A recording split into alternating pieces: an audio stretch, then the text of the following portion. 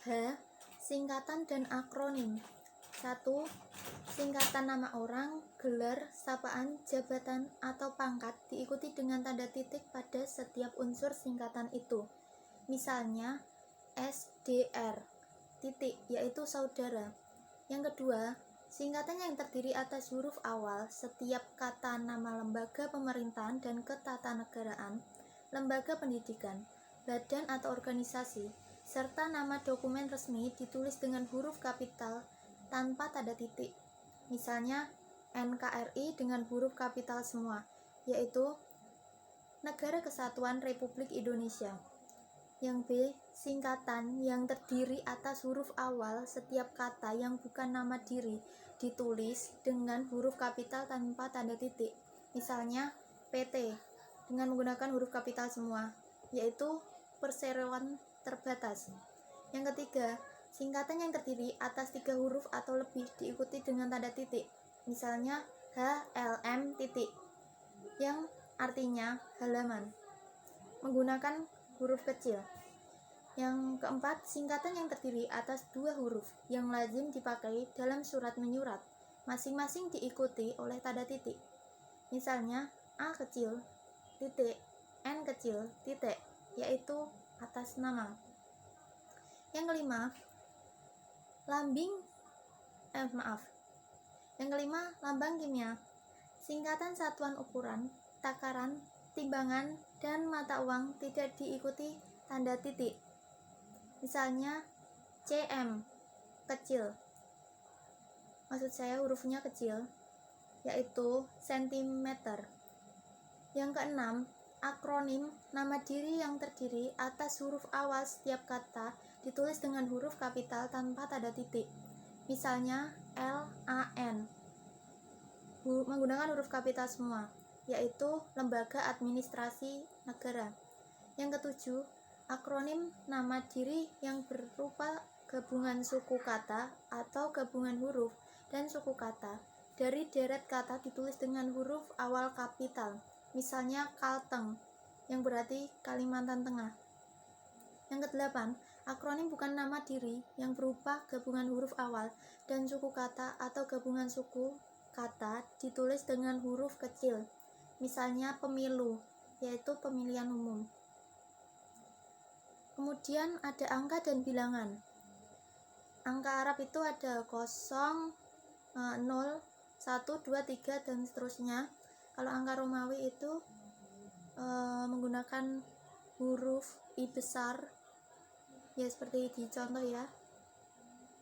Kemudian nomor 1, bilangan dalam teks yang dapat dinyatakan dengan 1 atau 2 kata ditulis dengan huruf, kecuali jika dipakai secara berurutan seperti dalam perincian.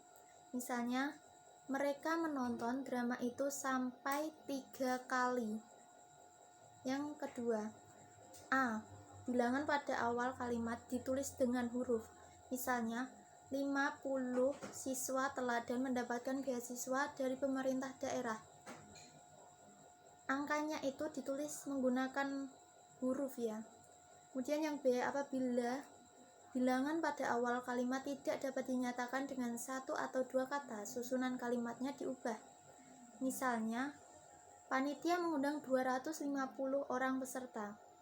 Nah, ini menggunakan angka ya. Kemudian yang nomor 3, angka yang menunjukkan bilangan besar dapat ditulis sebagian dengan huruf supaya lebih mudah dibaca. Misalnya, dia mendapatkan bantuan 250 juta rupiah untuk mengembangkan usahanya. Yang keempat, angka dipakai untuk menyatakan A, ukuran panjang, berat, luas, isi, dan waktu, serta yang B, nilai uang. Misalnya 0,5 cm. 5, angka dipakai untuk menomori alamat seperti jalan, rumah, apartemen, atau kamar. Misalnya Jalan Wijaya nomor 14. Yang keenam, angka dipakai untuk menomori bagian karangan atau ayat kitab suci. Misalnya bab X, pasal 5, halaman 252. Nomor 7, Penulisan bilangan dengan huruf dilakukan sebagai berikut. Yang A, bilangan utuh, misalnya 12. Tanda kurung 12 menggunakan angka ya. Yang B, bilangan pecahan, misalnya setengah atau seperdua. Jika dibuat angka itu seperti itu, 1/2. Kemudian yang nomor 8, penulisan bilangan tingkat dapat dilakukan dengan cara berikut. Misalnya Perang Dunia II, duanya menggunakan I besar 2 kali. Yang ke-9, penulisan angka yang mendapat akhiran an dilakukan dengan cara berikut. Misalnya tahun 1950-an. Kemudian yang nomor 10, penulisan bilangan dengan angka dan huruf sekaligus dilakukan dalam peraturan perundang-undangan, akta, dan kwitansi.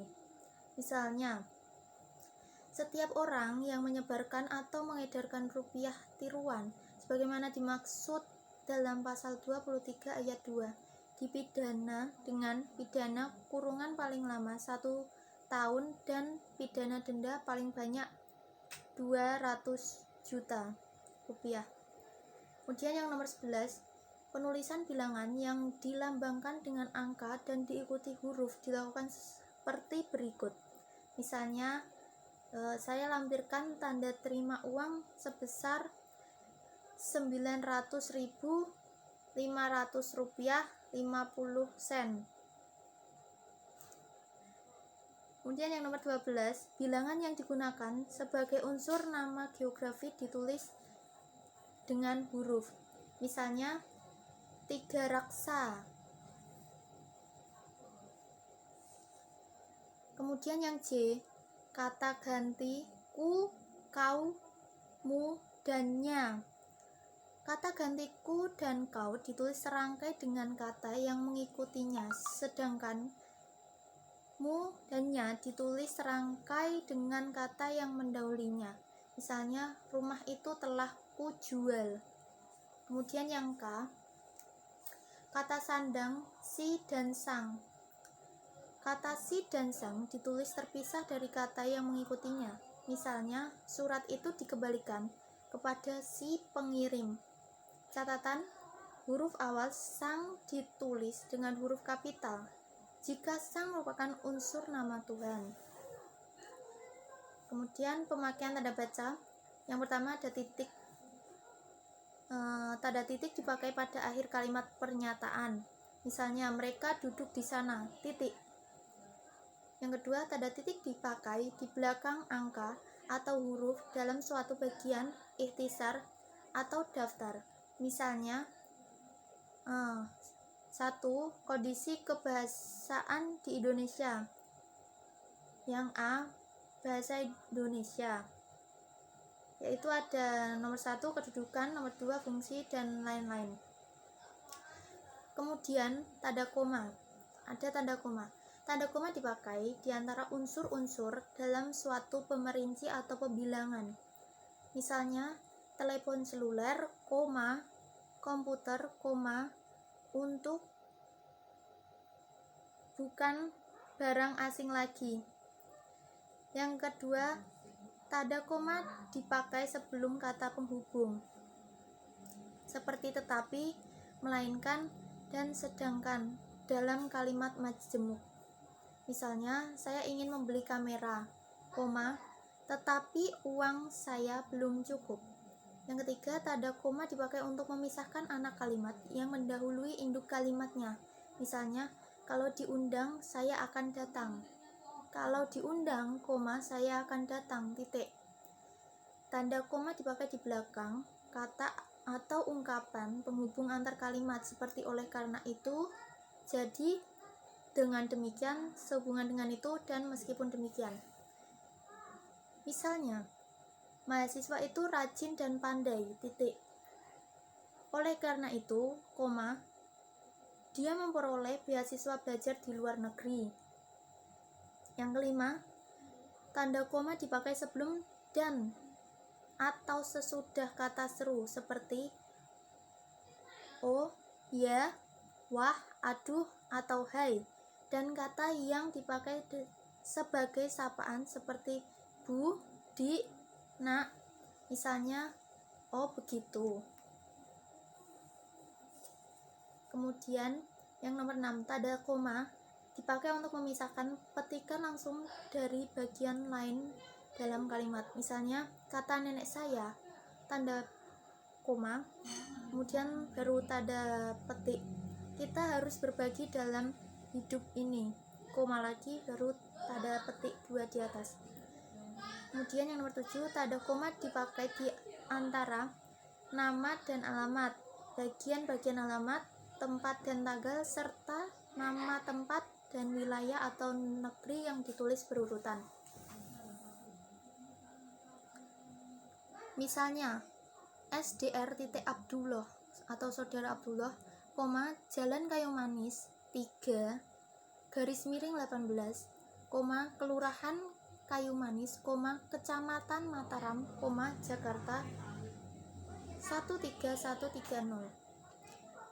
Yang ke-8, tanda koma dipakai untuk memisahkan bagian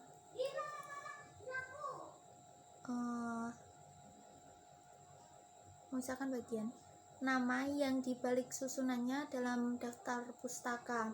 Misalnya, Gunawan, Ilham, 1984. Titik. Kamus Politik Internasional, Jakarta, 2 Restu Agung, titik. 9. Tanda koma dipakai di antara bagian-bagian dalam catatan kaki atau catatan akhir. Misalnya, Sultan Takdir Alis Jahbana, Tata Bahasa Baru Bahasa Indonesia, Jilid 2. Jakarta, 2 Pustaka Rakyat, 1950, halaman 25. Yang ke-10, tanda koma dipakai di antara nama orang dan singkatan gelar akademis yang mengikuti untuk membedakannya dari singkatan nama diri, keluarga, atau marga. Misalnya, B. Ratulangi, S. E atau sarjana ekonomi ya. Kemudian yang nomor 11, tanda koma dipakai sebelum angka desimal atau di antara rupiah dan sen yang dinyatakan dengan angka, misalnya 12,5 M atau meter. Yang ke-12, nomor 12, tanda koma dipakai untuk mengapit keterangan tambahan atau keterangan aposisi. Misalnya, di daerah kami misalnya, masih banyak bahan tambang yang belum diolah. Yang nomor 13, tanda koma dapat dipakai di belakang keterangan yang terdapat pada awal kalimat untuk menghindari salah baca atau salah pengertian. Misalnya, dalam pengembangan bahasa, kita dapat memanfaatkan bahasa daerah. Kemudian, tanda titik koma, ada titik koma ya sekarang. Tanda titik koma dapat dipakai sebagai pengganti kata hubung untuk memisahkan kalimat setara yang satu dari kalimat setara yang lain di dalam kalimat majemuk. Misalnya, hari sudah malam, titik koma, anak-anak masih membaca buku. Tanda titik koma dipakai pada akhir perincian yang berupa klausa. Misalnya, syarat penerimaan pegawai di lembaga ini adalah 1. Berkewarganegaraan Indonesia, titik koma, berijazah sarjana S1, titik koma, dan seterusnya. Kemudian yang nomor 3, tanda titik koma dipakai untuk memisahkan bagian-bagian pemerincian dalam kalimat yang sudah menggunakan tanda koma. Misalnya, ibu membeli buku dan kaos, titik koma, pisang, apel, dan jeruk. Kemudian ada titik 2. Tanda titik 2 dipakai pada akhir suatu pernyataan lengkap yang diikuti pemerincian atau penjelasan. Misalnya, mereka memerlukan perabotan rumah tangga, rumah tangga, titik 2, kursi, meja, dan lemari. 2. Tanda titik 2 tidak dipakai jika perincian atau penjelasan itu merupakan perlengkapan yang mengakhiri pernyataan. Misalnya, kita memerlukan kursi, meja, dan lemari. Yang ketiga, tanda titik 2 dipakai sesudah kata atau ungkapan yang memerlukan pemberian. Misalnya, ketua, titik 2 Ahmad Wijaya, sekretaris, titik 2 Siti Aryani. Kemudian yang nomor 4, tanda titik 2 dipakai dalam naskah drama sesudah kata yang menunjukkan pelaku dalam percakapan. Misalnya, ibu titik 2 bawa koper ini, nak. Ya, seperti itu ya.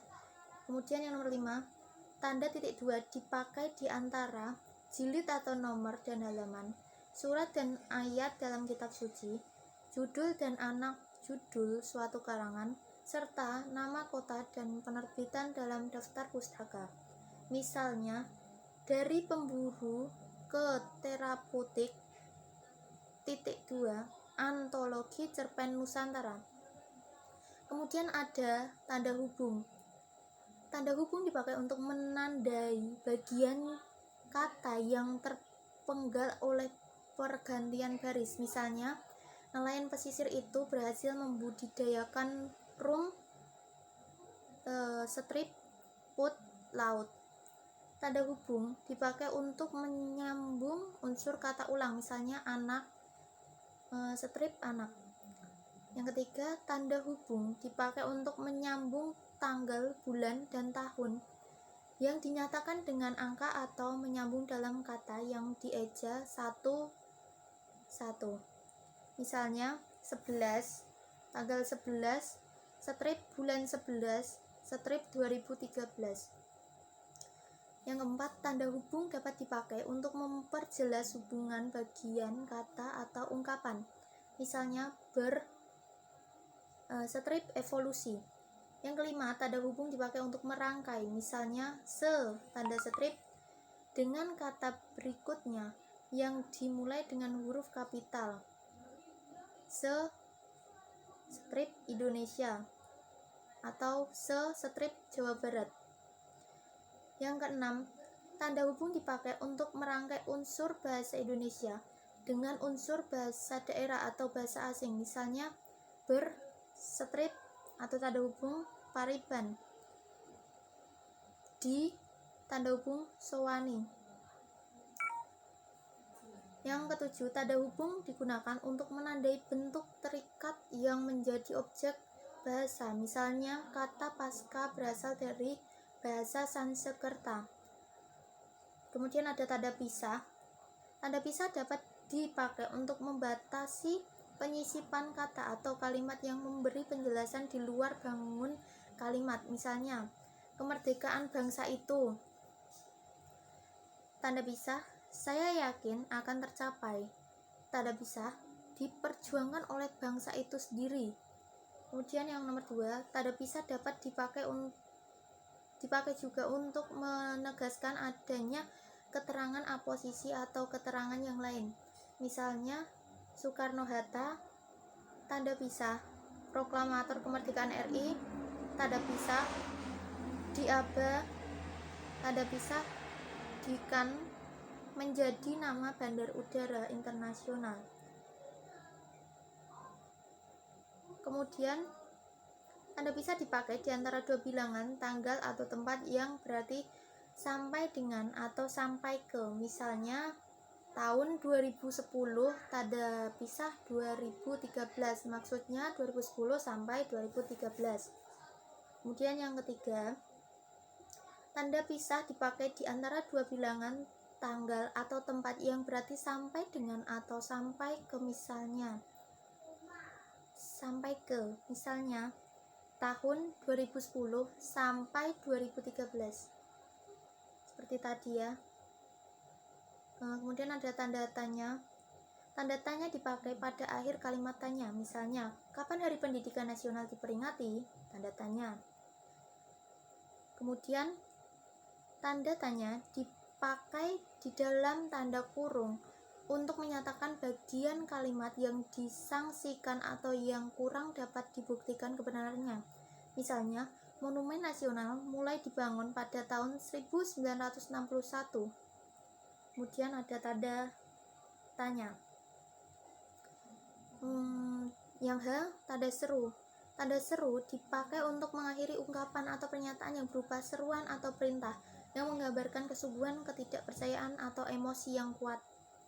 Misalnya, alangkah indahnya taman laut di Bunaken, tanda seru. Kemudian ada tanda elipsis. 1. Tanda elipsis dipakai untuk menunjukkan bahwa dalam suatu kalimat atau kutipan ada bagian yang dihilangkan. Misalnya, penyebab kemerosotan titik-titik atau tanda elipsis akan diteliti lebih lanjut. Yang kedua, tanda elipsis dipakai untuk menulis ujaran yang tidak selesai dalam dialog. Misalnya, menurut saya titik-titik seperti titik-titik bagaimana, Bu? Kemudian tanda petik. Tanda petik dipakai untuk mengapit petikan langsung yang berasal dari pembicaraan, naskah, atau bahan tertulis lain.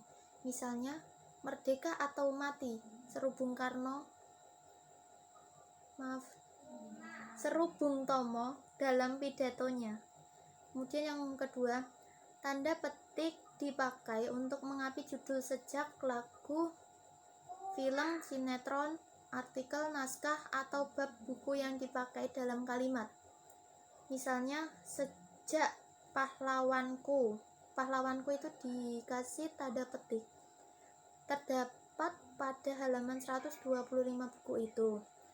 Kemudian yang ketiga, tanda petik dipakai untuk mengapit istilah ilmiah yang kurang dikenal atau kata yang mempunyai arti khusus. Misalnya, dilarang memberi amplop.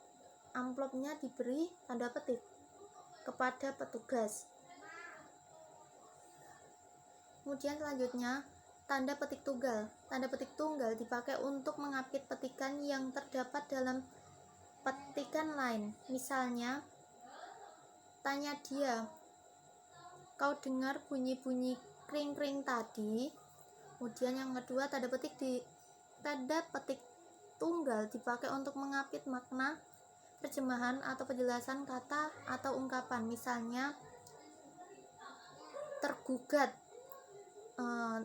Tanda petik tunggalnya itu yang digugat. Kemudian ada tanda kurung. Tanda kurung dipakai untuk mengapit tambahan keterangan atau penjelasan.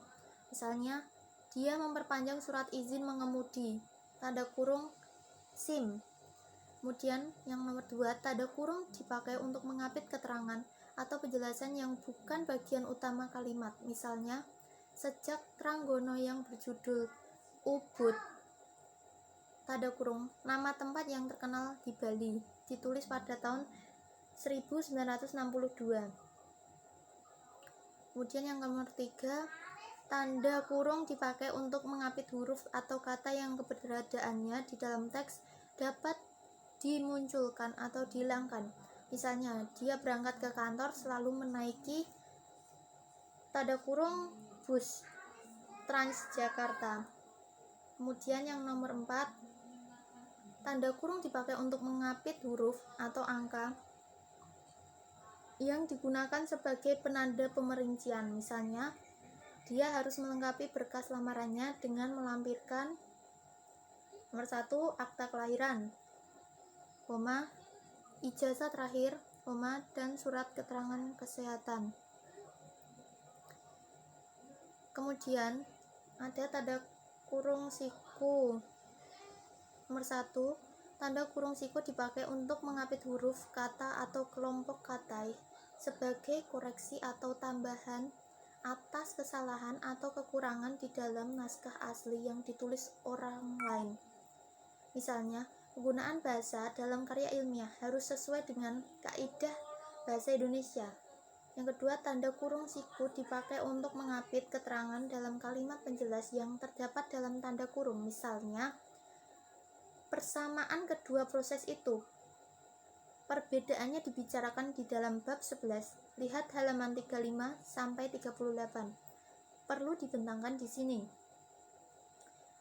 Kemudian ada tanda garis miring.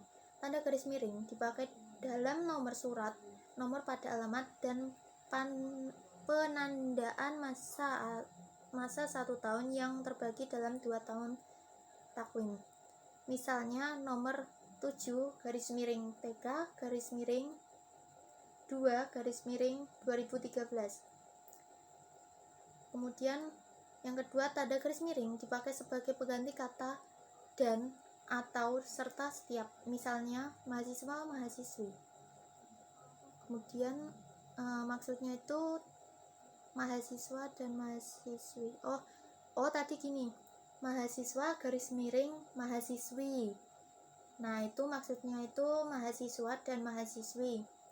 Kemudian yang nomor 3, tanda garis miring dipakai untuk mengupdate huruf kata atau kelompok kata sebagai koreksi atau pengurangan atas kesalahan atau kelebihan di dalam naskah asli yang ditulis orang lain. Misalnya, dia sedang menyelesaikan garis miring H garis miring utangnya di bank.